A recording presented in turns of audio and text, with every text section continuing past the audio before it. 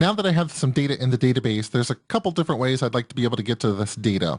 I would like to be able to get a list of all patients, but I'd also like to be able to go to the web API and be able to query for a single patient by doing something like /API/patients/ID. Currently, that's not working. It's just going to show me all patients, but we'll add an action for that.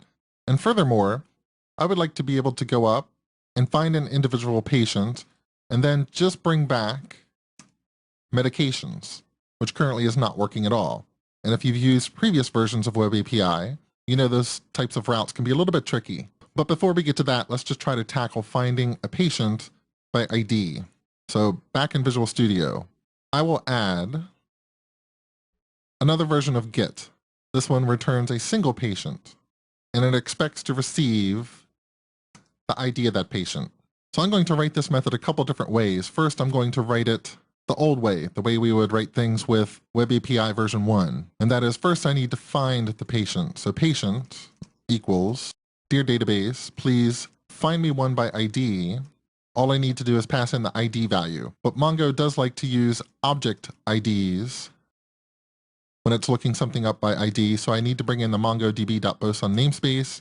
I need to use the object ID class, and I need to tell it to parse the string so I have a proper data type to work with. And then I could see if the patient is null.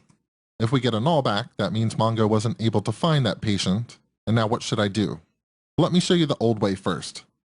Bring this code up a little bit. I'm just going to return an HTTP response message.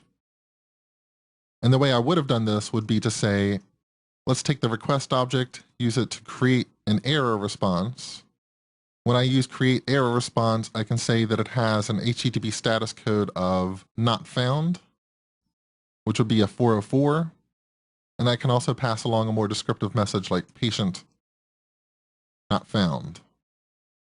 But if I did find a patient, I could tell the request to create a response for me, and I'll use the overload that includes just the value, and this will return a 200 response.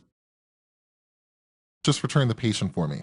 Now hopefully I can do a build and we can test this out and we can see that it works, but we'll come back later and rewrite this a little bit with some of the new features that are available in Web API 2. Let me go to the web page, refresh this, and it looks like I get back just a single patient that has that ID, so that get method is working. Next, let's try to tackle the problem of just getting the medications for that one patient.